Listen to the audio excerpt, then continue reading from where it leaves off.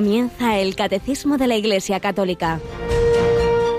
Un programa dirigido por el Padre Luis Fernando de Prada.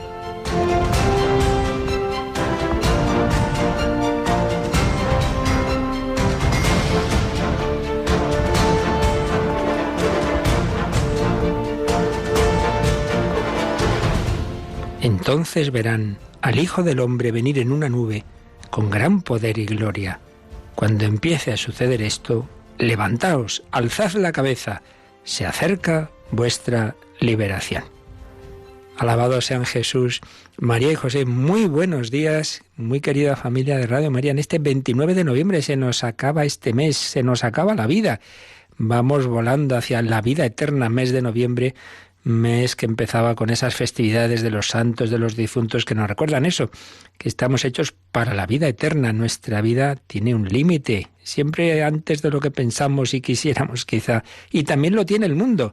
Y precisamente estos días, y también los primeros días del Adviento, que está a punto de comenzar, pues escucharemos palabras de Jesús sobre esas circunstancias finales, esos textos duros, no fáciles de entender, pero que en cualquier caso recuerdan que el cielo y la tierra pasarán, y mis palabras no pasarán. Y el Evangelio de hoy, después de anunciar diversos signos, diversas calamidades, sin embargo, termina con estas palabras que acabamos de leer. Verán al Hijo del Hombre venir en una nube con gran poder y gloria. Veremos a Jesucristo, el perseguido, el crucificado, el por tantos odiado y echado de nuestro mundo, perseguido en todos los ámbitos de una manera o de otra. Lo veremos todos venir en una nube con gran poder y gloria. Levantaos, alzad la cabeza. Cuando empiecen a suceder los signos negativos, bueno, tranquilos, se acerca vuestra liberación. Y comenta el padre José Fernando Rey que el Señor tiene esa manera extraña de reinar. Él reina desde la cruz, Él permite el mal, Él aporta el dolor. Antes de que su reino se instaure, escribe Padre Fernando, el mal se extenderá y Él lo permitirá y lo sufrirá. Después verán al Hijo del Hombre venir en una nube con gran poder y gloria. Pero hasta que ese momento llegue, no te escandalices si ves que las tinieblas ganan terreno. Recuerda que esa aparente victoria es efímera y entre tanto no sufras solo. Mira la cruz y abrázate a Él. Será más fácil. Qué bellas palabras. Pues sí, cuando veamos las circunstancias difíciles que vivimos en un mundo en buena medida apóstata, tengamos esperanza y confianza, todo está en manos de Dios. También sufría aquel jovencito jesuita Bernardo Francisco de Hoyos cuando leía lo que se estaba extendiendo en otras naciones, la devoción al corazón de Jesús, tal como el Señor se lo reveló a Santa Margarita María, y se le quejaba al Señor: bueno, aquí en España no te conocemos. Y oyó esas palabras: reinaré en España, y con más veneración que en otros muchos lugares. Una España que entonces incluía los países de Hispanoamérica. Y es esa palabra, esa frase que llamamos la Gran Promesa, y precisamente en Valladolid hay un precioso santuario, el Santuario de la Gran Promesa. Tenemos 3 grandes santuarios nacionales del corazón de Jesús. En Barcelona el Tibidabo, en Valladolid el Santuario de la Gran Promesa, y en Madrid, en Getafe para ser más exactos, en el Cerro de los Ángeles, ese santuario donde, como eso estamos recordando estos días, el domingo empieza un año jubilar. Nos acompaña de nuevo Cristina Rubio. Buenos días, Cristina. Muy buenos días, padre. Pues vamos a recordar al que todavía no lo sepa que hay una cita, bien presencial o bien a través de nuestras ondas, este domingo en el Cerro. Claro que sí, a partir de las 5 de la tarde en el Cerro de los Ángeles tenemos esa misa, primero con la apertura de la Puerta Santa y después con la celebración de ese comienzo del año jubilar en el centenario de la consagración de nuestro país al corazón de Jesús. Los que se acerquen ya saben que pues tienen que ir prontito porque la capacidad de aparcamiento en el cerro no es muy grande, así que quien quiera estar allí presencial tiene que ir prontito, y quien no pueda ir pues lo pueden seguir desde casa a través de nuestra emisora, que vamos a disfrutar mucho todos juntos. Ayer dábamos algunos detalles, por ejemplo, que el que va a presidir finalmente la misa es el señor nuncio, Monseñor Renzo Fratini, pero más detalles pues precisamente los estuvieron explicando en uno de los programas que tenemos del Corazón de Jesús y que nuestros oyentes pueden volver a escuchar en el podcast de Radio María, ¿verdad? Claro que sí, Cristo, Corazón Vivo, el padre Víctor Castaño, que está pues en ese grupo que se ha hecho, esa comisión para preparar todos los eventos del centenario. Ahí está el padre Víctor Castaño y nos está recordando un poco en su programa todo lo que va a pasar. En el último que hubo el día 24 habló un poquito pues eso de esa ceremonia, de esa apertura de la Puerta Santa, así que quien quiera saber un poco cómo va a ser y no se puede esperar hasta el día 2 a las 5 de la tarde, pues que lo escuche en el podcast. Pues ya sabéis, Cristo, Corazón Vivo, es uno de los programas que tenemos en Radio María los sábados a las 11, 10 en Canarias. Se alterna el padre Víctor Castaño con Monseñor Francisco Cerro y lo tenéis en el podcast de Radio María. Si buscáis el del 24 de noviembre, ahí nos explicaba diversos detalles, por ejemplo, que la Puerta Santa, que ayer estábamos Cristina y yo ahí diciendo cuál era, pues es la puerta izquierda también como un signo de ese costado abierto de Cristo, traspasado por la lanza. Jesús se dejó traspasar para abrirnos su corazón, para decirnos a todos, venid a mí. Pero no nos olvidamos de que al pie de la cruz estaba la Virgen María. Si este domingo comenzamos ese año jubilar del Corazón de Jesús, lo que ya también comenzamos es la novena a la Inmaculada. Cristina, ¿cuándo la hacemos en Radio María? Pues la vamos a hacer después de vísperas, Rosario, vísperas y después la novena a la Inmaculada Concepción. Pues ya lo sabéis, al Corazón de Jesús por el Corazón de María. De hecho, también volveremos al Cerro de los Ángeles, como los últimos años, para retransmitir la Vigilia de la Inmaculada.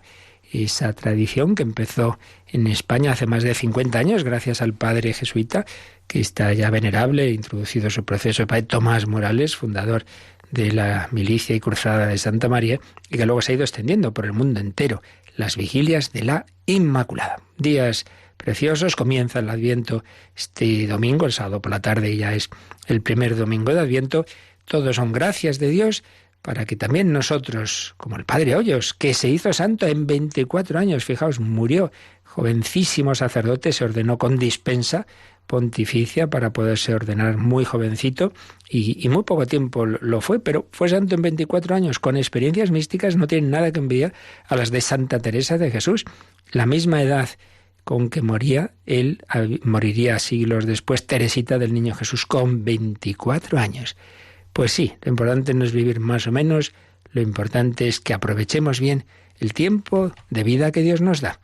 Al cardenal nacido en Polonia, en lo que era Polonia, pero que luego fue de Bielorrusia, del que empezamos a hablar ayer, en cambio el Señor le concedió más de 90 años. Bueno, pues vamos a seguir escuchando esa vida martirial, ese hombre perseguido por la fe como tantos otros en aquel imperio soviético del mal, pero repetimos, con 24 años o con 100, lo importante es ser fieles a Jesucristo y también podremos escuchar esa palabra suya de consuelo, de esperanza: reinaré, levantaos, alzad la cabeza, se acerca vuestra liberación.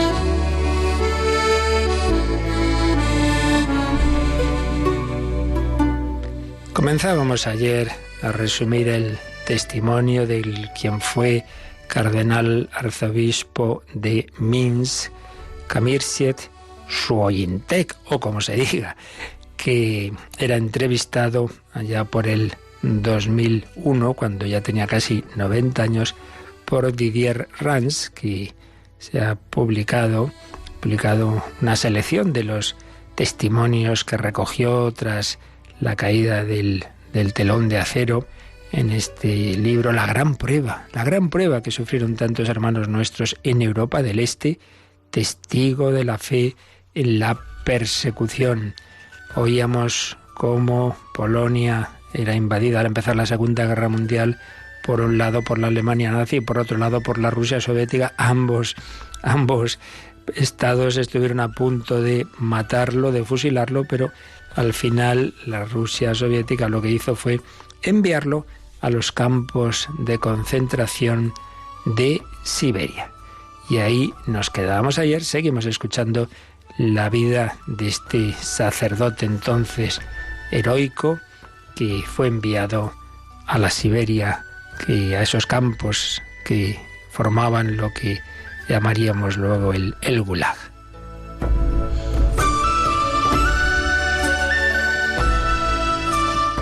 Cuando parte el Gulag, el padre Kamysher Ushuayentek, nacido en octubre de 1914 en Valga, que hoy día es de Estonia, en una familia polaca del Imperio Ruso, acababa de cumplir 30 años. Su padre había muerto en combate en la guerra polaco-soviética. De niño, Kazimierz fue deportado a Siberia ya con su familia. En 1922 regresó con su madre a la Polonia independiente. Entró en el seminario de Pinsk con 18 años y fue ordenado sacerdote el 8 de abril de 1939, justo a punto de empezar la Segunda Guerra Mundial. Pues bien, este sacerdote pasó 10 terribles años en el Gulag soviético. Primero le mandan a un campo más allá del círculo ártico, donde pasa 2 años. Después le meten en un tren y le dicen, ahora te toca ir a Varsovia. El viaje durará 3 meses, durante los cuales el joven sacerdote y otros zeks, zek es una palabra rusa para designar a los prisioneros de los campos soviéticos. Pues bien, ese joven sacerdote y otros presos serán arrastrados de tren en tren. Pero él escribió, o él contó, llegamos a un destino que también empezaba por V, pero no tenía nada que ver con Varsovia. Estábamos en Vorkuta. Era la segunda vez que pisaba Siberia, porque a mi familia ya la habían deportado allí, como antes hemos recordado, cuando era niño. Y más tarde regresaría, pero mucho después, cuando volvió ya como cardenal arzobispo para participar en la consagración de la catedral de Innsbruck en el año 2000. Sí, pero antes le quedaba mucho que pasar en ese infierno del Gulag soviético. Desde allí este padre Ushuayentek, pues allí pasó, fijaos qué cosas, las navidades más bonitas de su vida en ese campo, según sus propias palabras que vamos a escuchar. Estuvimos 3 días economizando el pan con el objetivo de tener comida suficiente para Nochebuena. Los deportados ucranianos nos regalaron unos oplatki. ¿Qué es esto? Obleas de Navidad. En Polonia tenemos la costumbre de sostenerlas en las manos mientras pronunciamos nuestros deseos de Navidad. Después las partimos y nos las comemos. Preparamos la mesa para la cena en nuestro barracón. Cuando estaba pronunciando mis deseos con un oplatki en la mano, se abrió la puerta. Alguien nos había traicionado. Un comandante se acercó a nosotros con un revólver en la mano, acompañado de un soldado con una metralleta. «¿Qué está pasando aquí?», gritó. Yo me acerqué a unos 3 metros de él con mi oblea en la mano. Si me hubiera acercado más, me habría fusilado allí mismo. Estaba terminantemente prohibido acercarse a un comandante. Empecé a explicarle nuestra costumbre de compartir los buenos deseos y los panes de Navidad. Le dije que si alguien entraba por la puerta, aunque fuera con malas intenciones, estábamos obligados a compartir las obleas con él. «Por favor, no se enfade, si comparto mi oblea con usted», susurré. Le ofrecí el pan de Navidad, mientras él me apuntaba con el revólver, y lentamente empecé a acercarme a él. ¿Quién de los dos ganaría? ¿Quién bajaría el brazo primero? No sé cuánto tiempo estuvimos así, pero finalmente el hombre bajó el revólver y le ordenó al soldado que saliera. Luego me dijo: «Continúe», y salió del barracón.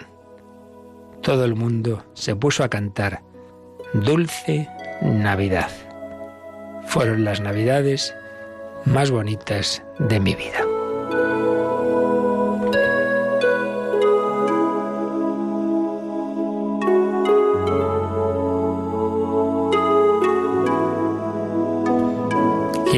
los dos ganaría, pues ganó. Ganó el amor, ganó la fe de este sacerdote que frente a un hombre armado con un revólver se acercó a él con ese signo de la Navidad que iban a celebrar en un campo de concentración. ¿De cuántas cosas nos quejamos? No tengo esto, no tengo lo otro. Pensemos en tantos hermanos nuestros que han sufrido y sufren, porque también ahora hay gente presa por su fe, o que se juega la vida al ir a misa, o a un santuario y que los pueden matar. Pero es más importante tener al Señor. Quien a Dios tiene, nada le falta.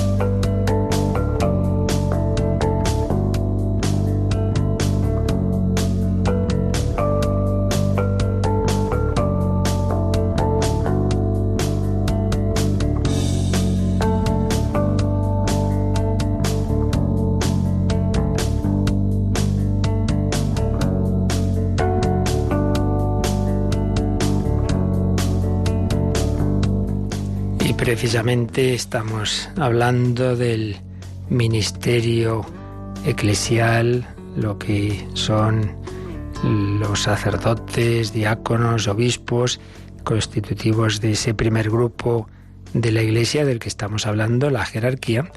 Y bueno, pues cuántos de ellos han sido pues apresados, perseguidos, asesinados, y lo son a lo largo de la historia de la Iglesia, por servir a los hermanos, por hacer presente a Jesucristo. Y es lo que estamos viendo en este apartado del Catecismo, la constitución jerárquica de la Iglesia. Veíamos cómo entre sus miembros hay de esos tres grandes grupos, el primero del que empieza a hablar el Catecismo, luego hablaremos de los laicos y finalmente de la vida consagrada. Veíamos ayer la razón del ministerio eclesial. ¿Por qué? Porque en la Iglesia existe este grupo, porque lo hemos decidido así los hombres, porque en el siglo IV el Concilio de Nicea decidió, no, por voluntad de Jesucristo, que es sumo sacerdote, que es cabeza y pastor, todo ello profetizado en las diversas instituciones del pueblo de Israel, donde estaban los sacerdotes, profetas y reyes. Todo ello era una profecía del Mesías, que iba a ser a la vez sacerdote, profeta y rey, y que iba a darnos a participar a todos los cristianos de alguna manera de esas características, de esas sus funciones, pero de una manera particular a aquellos a los que iba a llamar al ministerio sacerdotal, cuyo grado supremo es el episcopado, y a los cuales el Señor les da unas palabras específicas para ellos. Haced esto en memoria mía. Quien a vosotros escucha, a mí me escucha. O todavía más particulares a Pedro. Tú eres Pedro, sobre esta piedra edificaré mi iglesia, etc. Estamos viendo pues ese ministerio eclesial jerárquico que viene de Jesucristo. Ayer pues veíamos que esto responde a la voluntad del Señor, y hoy vamos a ver algunas características, algunas cualidades que tiene este ministerio. Concretamente veremos, por un lado, que tiene carácter de servicio. A fin de cuentas, la palabra ministerio pues tiene esa raíz, no es algo para mandar a mi servicio, sino al servicio de los demás, al servicio del todo el pueblo de Dios, al servicio de los cristianos. En segundo lugar, veremos que este ministerio eclesial tiene un carácter colegial. Uno no es sacerdote ni obispo en plan individualista, sino como miembro de un colegio. Igual que no había un apóstol ahí solo con Jesús, sino como miembro de ese grupo de 12 apóstoles. Pero ese carácter colegial no quita una tercera característica, que es carácter personal.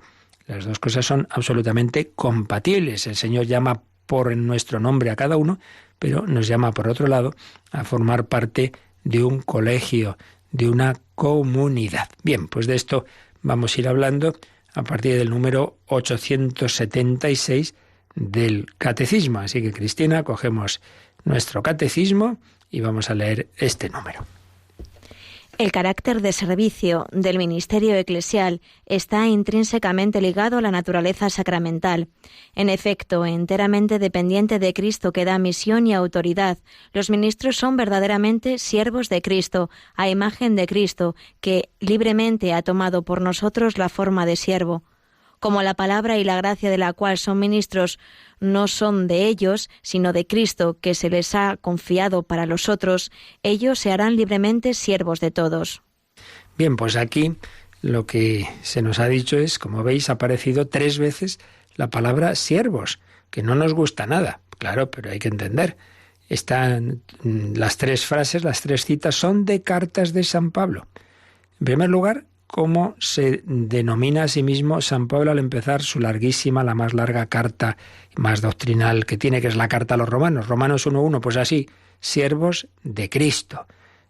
San Pablo así se considera siervo de Cristo, y lo cual no hay que entenderlo en un sentido de la distancia que tenía entonces un esclavo, un siervo, en absoluto, porque él es llamado a una intimidad muy grande. Nos llamo siervos, os llamo amigos, dirá Jesús en la última cena, pero es que las dos cosas son compatibles, entendidas en clave cristiana, claro.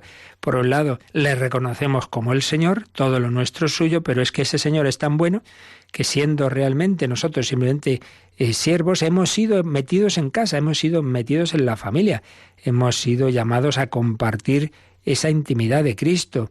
El siervo no sabe lo que hace su Señor, a vosotros sí os lo digo, les dice Jesús a los apóstoles. Pero esa gran confianza, esos regalos de Cristo no deben llevarnos a perder el respeto y a perder esa conciencia de que todo lo he recibido y que tengo que hacer caso al Señor, claro.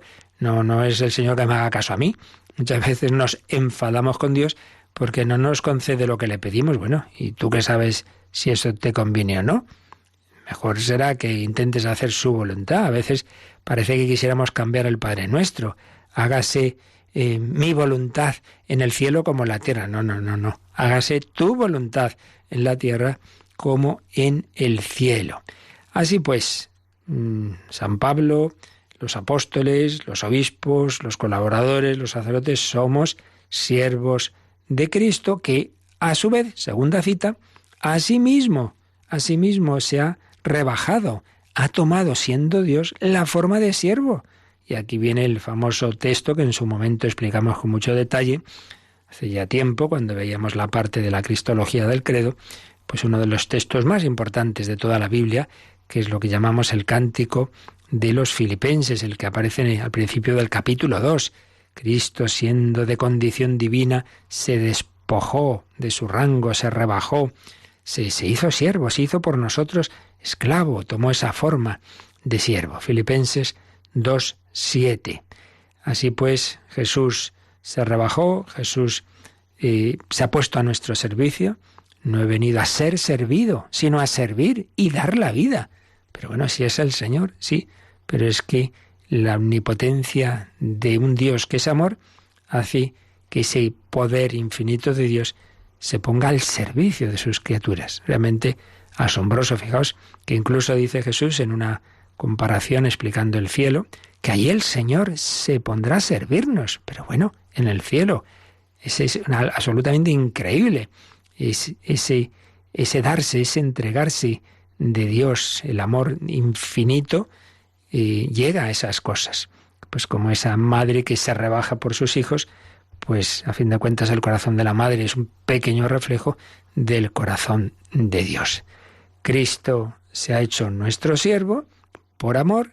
Bueno, pues entonces aquel que es siervo de Cristo porque ha sido llamado como Pablo a servirle, obviamente debemos ser también siervos de todos. Esa es un poquito la lógica de este número. El diácono, que además precisamente eso significa, ¿no? El diácono está al servicio del diácono. El presbítero y el obispo son siervos de aquel que se hizo siervo de los hombres, por tanto somos siervos de los hombres. ¿Sabéis cómo afirman los papas? siervo de los siervos de Dios. Servo servorum Dei, una expresión latina clásica con la que desde hace siglos muchas veces firman diversos documentos. El Papa tal, siervo de los siervos de Dios. Por eso termina diciendo este número una frase preciosa. Como la palabra y la gracia, de la cual son ministros, los sacerdotes, los obispos, etc., como la palabra y la gracia de la cual son ministros, no son de ellos, sino de Cristo, que se las ha confiado para los otros, ellos se harán libremente siervos de todos. Y aquí viene la tercera cita, que es de 1 Corintios 9:19. Vemos pues la lógica. El Hijo de Dios, siendo el Señor, siendo aquel ante el cual toda rodilla se doblará en el cielo y la tierra en el abismo, siendo así, sin embargo, Él en su vida terrena se hizo siervo. Él llamó a sus apóstoles y luego a lo largo de la historia a muchos otros, como Saulo, al que convierte en Pablo, y entonces él siente que está llamado a ser siervo de Cristo, en ese sentido de que lo importante es hacer la voluntad del Señor, lo que Él me diga, donde Él me mande. Y como ese Jesucristo que llama a Pablo se ha hecho siervo de los hombres, y lo que recibe Pablo de Jesús es algo que no es propio de Pablo, sino que recibe de él, del Señor, esa gracia, esa palabra que él tiene que transmitir, entonces no es aquí estoy yo y hacer lo que a mí me parezca, sino aquí estoy yo a vuestro servicio, que os transmito lo que a mi vez he recibido, la gracia, el perdón, la palabra. En definitiva, pues el sacerdote, el obispo, el papa, están al servicio de los hombres y no para contar sus propias historias, no para contar lo que a mí me parece. Por eso, una cosa es a título particular, cada uno de nosotros tenemos, claro, nuestros gustos, nuestras sí, pero cuando yo voy a hacer una homilía, aquí mismo, en la radio, yo no aquí debo decir lo que a mí me parece, hombre, si me preguntáis una opinión personal, la diré como opinión personal, pero siempre hay que distinguir lo que puede ser una opinión personal de lo que realmente se pregunta a un sacerdote, a un obispo, a un papa, como tales. Porque en ese caso debemos responder lo que el Señor ha dicho y nos ha transmitido a través de la Iglesia. Lo que ya pueden ser opiniones personales, pues bien, ahí ya seré Luis Fernando. Pero ahí ya no diré, la Iglesia dice, no debo hacerlo. Por eso, lamentablemente, ocurre a veces que muchas personas se escandalizan porque, claro, se encuentran pues que un sacerdote dice, bueno, el catecismo dice no sé qué, la Iglesia, pero yo pienso que, pero bueno, oiga, pero usted no es miembro de esta Iglesia que cree que lo que nosotros enseñamos, lo que hemos recibido de lo alto, es lo que ha enseñado ese magisterio de la Iglesia que está plasmado en documentos como este, ¿en qué quedamos? Entonces usted no cree la doctrina de la Iglesia, pues dígalo, ¿no? Pero no tiene sentido estar representando, estar al servicio de, y luego, pues yo digo aquí mis opiniones personales discordantes. Y no digamos en el terreno de los sacramentos. ¿Quiere confesar? No, yo no confieso, como usted no confiesa. Pero hombre, si una de las funciones fundamentales del sacerdote es eso, dar algo que no es suyo, que es el perdón. Si esto no usted no me tiene que perdonar personalmente, sino dar ese perdón que el Señor nos quiere transmitir a través de ese ministerio. Estamos al servicio. Por tanto, carácter de servicio del ministerio, pues así como Jesucristo no ha venido a ser servido, sino a servir. Y nos pone el catecismo un par de números para ampliar esto. En primer lugar nos pone el número 1551. 1551, que es de la segunda parte, esa parte que ayer ya también citábamos algún número, que nos habla precisamente de ese sacramento a través del cual se entra en la jerarquía de la Iglesia, siendo ordenado diácono, sacerdote, presbítero o obispo. Y precisamente el número 1551, sobre este sacramento del orden, dice esto, que este sacerdocio es ministerial. Pues lo leemos, Cristina. Este sacerdocio es ministerial. Esta función que el Señor confió a los pastores de su pueblo es un verdadero servicio. Está enteramente referido a Cristo y a los hombres. Depende totalmente de Cristo y de su sacerdocio único, y fue instituido en favor de los hombres y de la comunidad de la Iglesia. El sacramento del orden comunica un poder sagrado que no es otro que el de Cristo. El ejercicio de esta autoridad debe, por tanto, medirse según el modelo de Cristo, que por amor se hizo el último y el servidor de todos. El Señor dijo claramente que la atención prestada a su rebaño era prueba de amor a Él. Bueno, pues fijaos que bellamente ha explicado lo que yo antes intentaba deciros, ¿no? Cómo el sacerdocio es ministerial, es decir, es un verdadero servicio, y que está referido a Jesucristo, y el cual lo instituyó en favor de los hombres. Entonces, ese poder sagrado que comunica el sacramento del orden es para hacer lo que hizo Jesucristo, que se hizo el último y el servidor de todos. El pastor debe, con la gracia de Dios, estar dispuesto a hacer lo que el Señor, dar la vida por su rebaño. El buen pastor da la vida por sus ovejas. Y también nos cita el Catecismo el número 427. En este caso es un número que ya vimos, que de nuevo vuelve a mirar a Jesucristo. Todo lo que el cristiano y desde luego el sacerdote hace solo tiene sentido desde la referencia a Cristo. Lo releemos, ese número 427. En la catequesis lo que se enseña es a Cristo, el Verbo encarnado e Hijo de Dios, y todo lo demás en referencia a Él. El único que enseña es Cristo, y cualquier otro lo hace en la medida en que es portavoz suyo, permitiendo que Cristo enseñe por su boca. Todo catequista debería poder aplicarse a sí mismo estas misteriosas palabras de Jesús. Mi doctrina no es mía, sino del que me ha enviado. Pues fijaos, esto que os decía yo antes, ¿no? Que aquí no venimos a decir opiniones personales, sino la doctrina del Señor. El mismo Jesús dijo estas palabras en Juan 7:16. Mi doctrina no es mía, sino del que me ha enviado. Ayer mencionábamos, ¿no?, como sobre todo en el Evangelio de San Juan aparece claro pues ese carácter filial del Hijo de Dios, que es uno con el Padre, Dios de Dios, luz de luz, un solo Dios, sí, pero por otro lado sabemos que hay esa distinción de personas y que el Hijo tiene esa conciencia de recibir eternamente su ser del Padre. Bueno, pues el ser y la doctrina, pues sí, y por eso Jesús no inventa lo que le parece, sino transmite la palabra del Padre eterno. Bueno, pues si eso es el propio Hijo de Dios hecho hombre, pues ¿qué no debemos decir nosotros? Yo no debo ir a contar mis historias, sino la doctrina que a su vez he recibido de Cristo, Cristo del Padre y Cristo a los apóstoles, que nos la transmiten por la tradición de la Iglesia y su magisterio.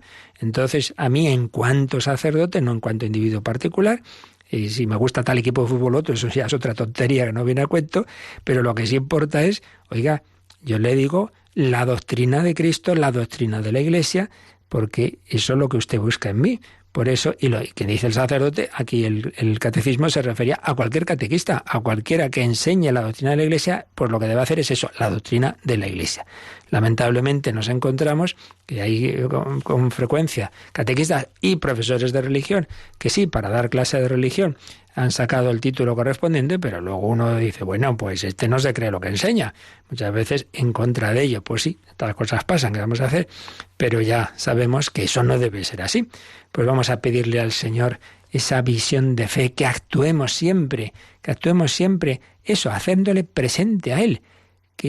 ¿Cuál es la expresión clave que ayer veíamos del ministerio eclesial, del sacerdote, del obispo, que actúa in persona Christi? Es decir, es Cristo quien actúa en mí, es Cristo quien consagra el pan y el vino, es Cristo quien perdona los pecados, no soy yo. Pues pidamos por todos nosotros que lo hagamos así y para que tengamos siempre esa visión de fe, que veamos a Cristo en el sacerdote.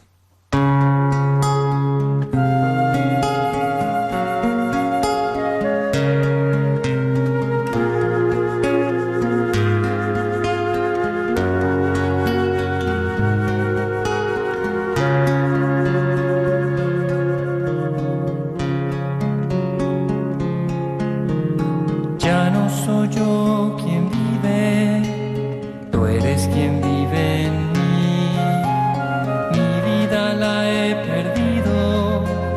pues todo lo vivo en ti. Tú pronuncias con mis labios las palabras de tu boca y levantas en mis manos el misterio de tu cuerpo. Tu espíritu mora en mí y mi espíritu mora en ti. In persona Christi, in persona Christi. Este es mi cuerpo, esta es mi sangre, in persona Christi. Tomen y coman, tomen y beban, que este soy yo, in persona Christi.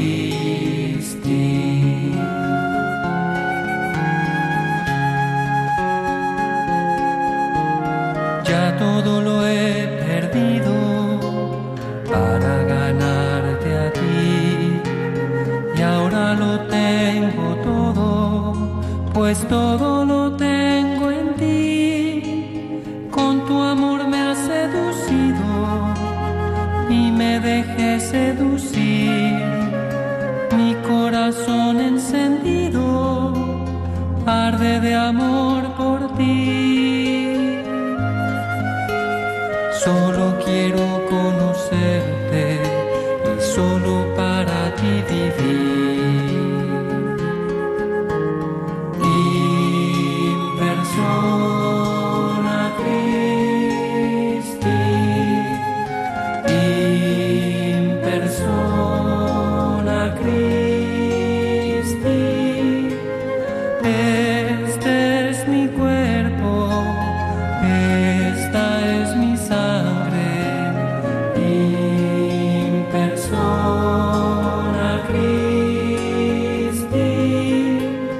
Tomen y coman, tomen y beban, que este soy yo, in persona Christi. Están escuchando el Catecismo de la Iglesia Católica con el Padre Luis Fernando de Prada.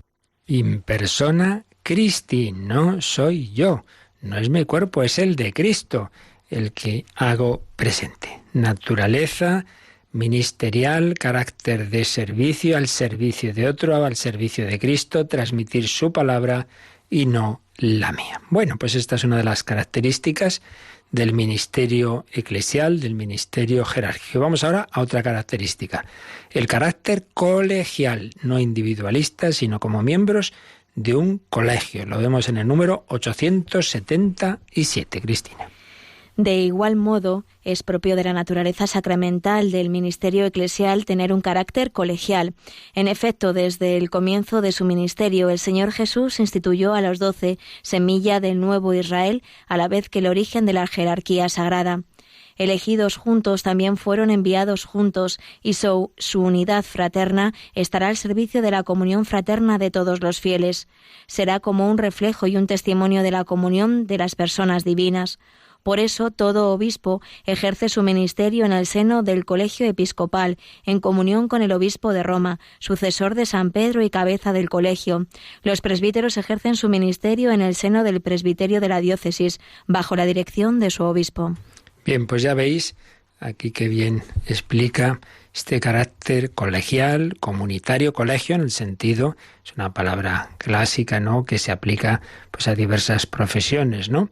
Está colegiado uno, es miembro de este colegio de los abogados, de los médicos, etcétera. Pues el obispo no es así él solito, sino miembro de ese colegio episcopal, sucesor del colegio apostólico.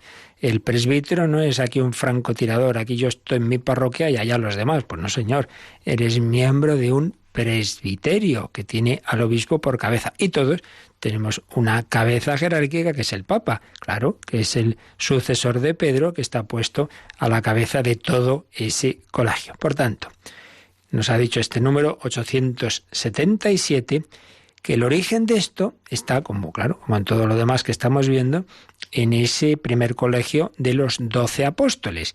No es que hubo un año, pues Jesús estaba solo con Juan, luego Santiago, no, enseguidita, en pocos días, fue llamando a los apóstoles y fue formando ese colegio, ese grupo, esa comunidad, pequeña comunidad diríamos, primer seminario si queréis, o primer orden religiosa, la compañía de Jesús, realmente eran los que acompañaban a Jesús, pues que iban viviendo con él las diversas circunstancias, y entonces claro, vivían con Jesús y vivían entre ellos. Lo primero estaba muy bien, lo segundo no siempre les hacía tanta gracia.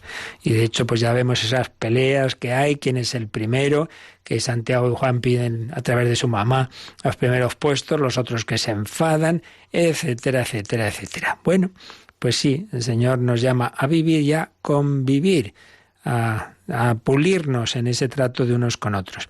Y esa naturaleza comunitaria pues está en la Iglesia. Muy fácil ser muy santo yo solito. Oiga, pero es que tiene que convivir en su familia, si tiene esa vocación familiar, en su comunidad, si tiene esa vocación religiosa, y colaborando con los demás sacerdotes, que tienes vocación sacerdotal, etcétera, etcétera, etcétera. No puede ser cada uno en ese plan individualista. Por tanto, el Señor Jesús instituyó a los 12, semilla del nuevo Israel, a la vez que el origen de la jerarquía sagrada. Elegidos juntos, no en un día de repente los 12, claro, pero en unos días el Señor fue llamando a todos, también fueron enviados juntos. Claro, el envío final de Jesús pues se dirige a todos esos apóstoles, ya en esas últimas comidas que tiene con ellos una vez resucitado, que nos cuentan los Hechos de los Apóstoles y el final de Lucas y Juan, y luego pues el envío apostólico final antes de la ascensión, que está en las últimas líneas del Evangelio de San Mateo o de San Marcos.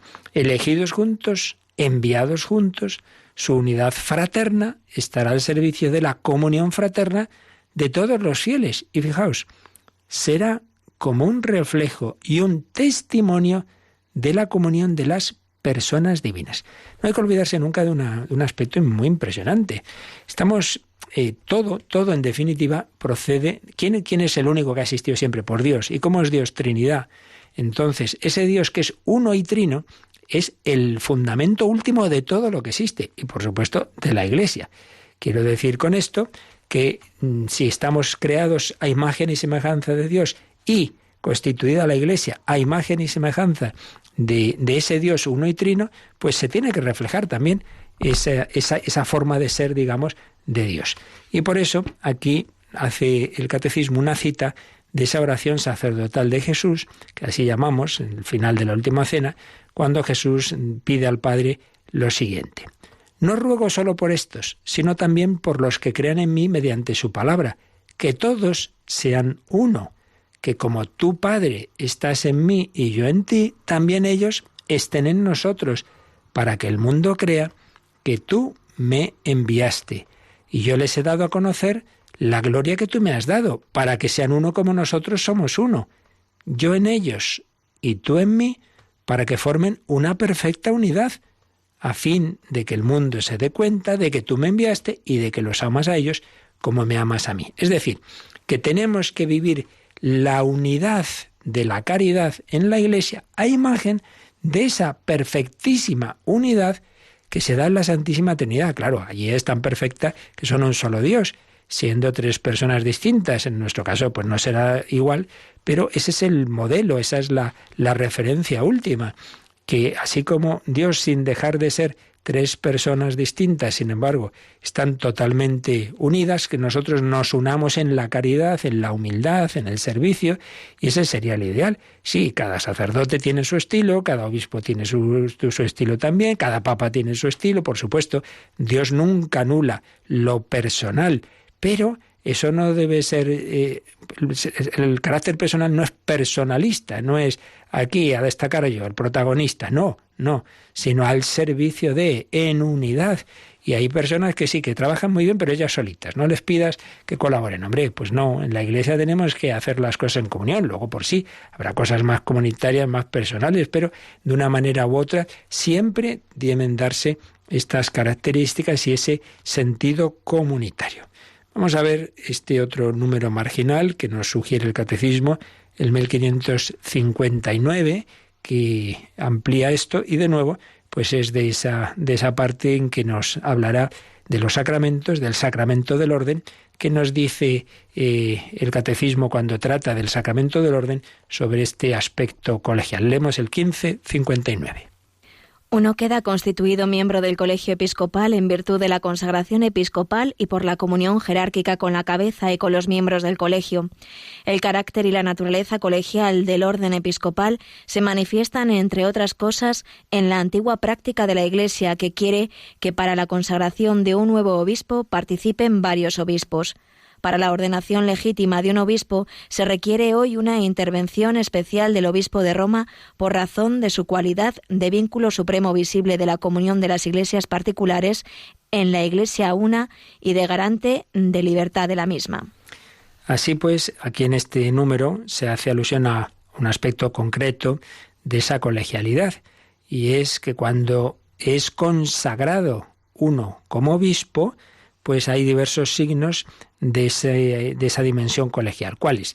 Uno, digamos, de tipo simbólico si queréis, pero bueno, importante, y es que es consagrado obispo, se le pone en las manos no solo por uno, sino por varios obispos. Concretamente se dice que sean al menos 3, son 3 obispos los que ordenan, los que consagran al nuevo obispo. Hombre, por un lado, es una manera también de garantizar la validez, ¿no? Mira, si uno se ha despistado uno de los que lo ordena, pues, pero ya son 3, pero básicamente no, la razón no es esa, sino este aspecto de decir, oye, que aquí entras en un colegio, entras en algo que formamos muchos, y por ello, pues esa práctica de la Iglesia en la que participan varios obispos. Y por otro lado, entras en un colegio que tiene una cabeza.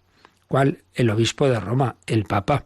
Por eso, de una manera o de otra, siempre está ese digamos, permiso, al menos, del obispo de Roma. Digo de una manera o de otra porque, claro, a lo largo de los siglos, obviamente, no es lo mismo. Cuando hace siglos no había los medios de comunicación, las distancias eran muy grandes y podían tardarse meses o años en recibir una comunicación. Obviamente, pues muchas veces lo que ocurría es que se elegía un obispo todavía sin que hubiera esa comunicación con el Papa como la que hay ahora, pero que estaba implícita, es decir, siempre estaba presente que el Papa era la cabeza, como es natural. Lo que pasa es que hoy día ya se hace directamente, tiene que ser el Papa el que, por lo menos en la Iglesia latina, el que nombra el obispo, el que envía esa carta, etcétera, etcétera.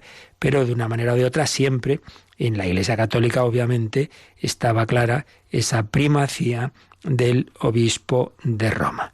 Hoy, ya decimos, aquí lo pone, para la ordenación legítima de un obispo se requiere hoy una intervención especial del obispo de Roma. En otros tiempos podía ser a posteriori, aceptando esa consagración si antes no se había podido producir esa comunicación. Pero siempre con esa dimensión, con ese carácter colegial del obispo, entra en un colegio en el que hay otros miles de obispos y que tienen por cabeza al Papa. Pero luego, en su medida, pues también, de otra forma, pero también pasa con los sacerdotes, ya digo, tú no puedes ser, yo soy sacerdote yo solito. ¿Dónde? Pues en medio del mundo, hombre, no.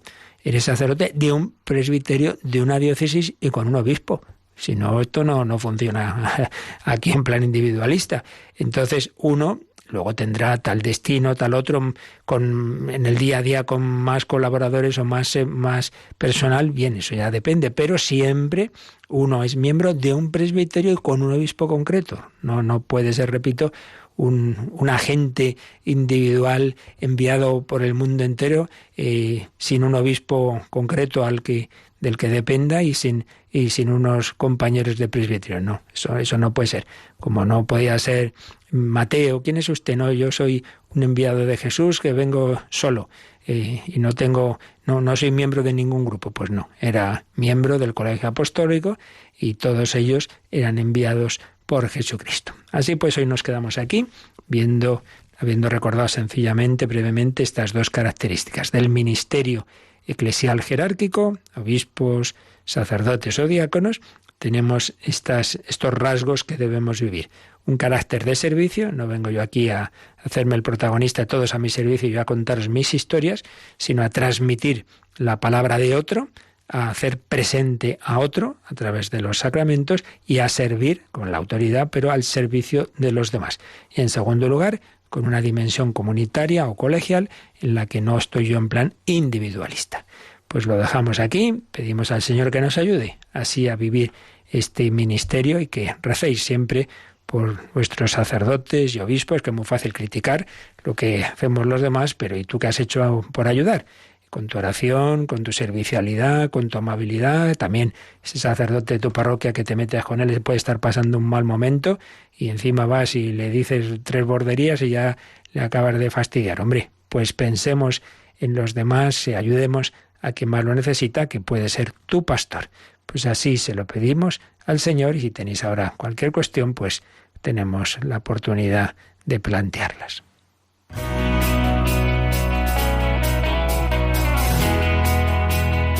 Participa en el programa con tus preguntas y dudas. Llama al 91005-9419. 91005-9419. También puedes escribir un mail a catecismo@radiomaria.es. catecismo@radiomaria.es. Sé mi luz, enciende mi noche. Sé mi luz, enciende mi noche. Sé mi luz, enciende mi noche, mi noche. Sé mi luz,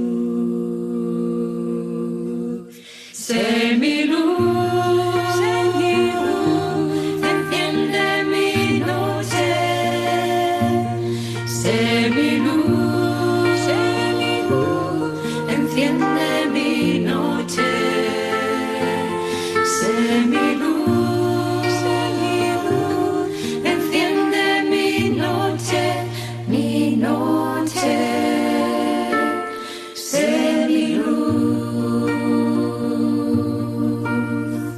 El camino sin ti es tan largo y tu llanto acoge mi dolor. Tu palabra acalla mi miedo y tu grito se expresa en mi canto. Sé mi luz, enciende mi noche. Sé mi luz, enciende mi noche. Sé mi luz, enciende mi noche, mi noche. Sé mi luz, sé mi luz, enciende mi noche. Sé mi luz, nos dice Jesús.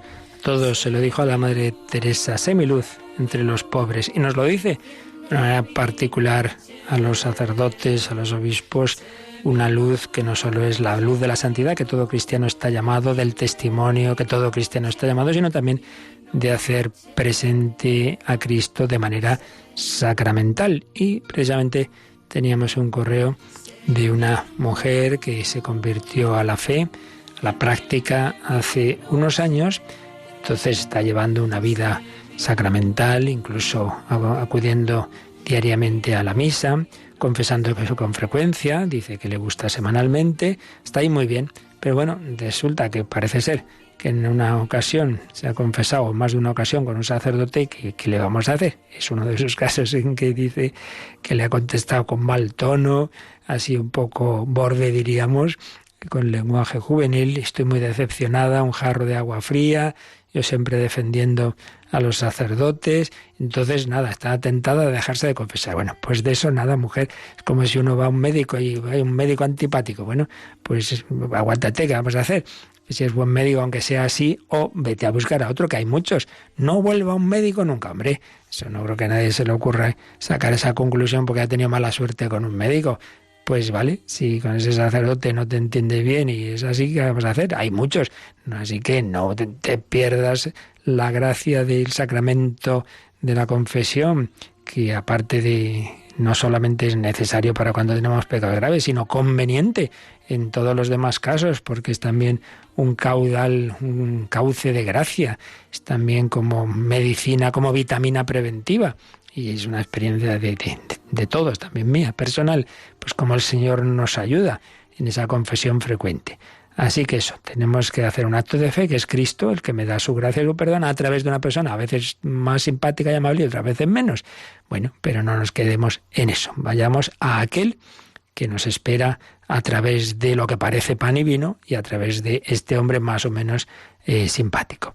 Pues así se lo pedimos al buen pastor, por medio de la Virgen María, y hoy jueves, día eucarístico, día sacerdotal, pidamos especialmente por los sacerdotes, por todas las vocaciones, y os recuerdo que este domingo a las 5 de la tarde, en el Cerro de los Ángeles, se abre esa puerta santa de ese santuario para entrar en el corazón de Cristo, para celebrar el año jubilar de la centenario de la consagración de España, y que Radio María lo retransmitirá este domingo, primer domingo de Adviento, a partir de las 5 de la tarde, 4 en Canarias, en esa Santa Misa presidida por el nuncio de su santidad. Damos gracias al ministerio también de servicio de Cristina Rubio y a todos vosotros, y pedimos al Señor su bendición. La bendición de Dios Todopoderoso, Padre, Hijo y Espíritu Santo, descienda sobre vosotros. Alabado sea Jesucristo.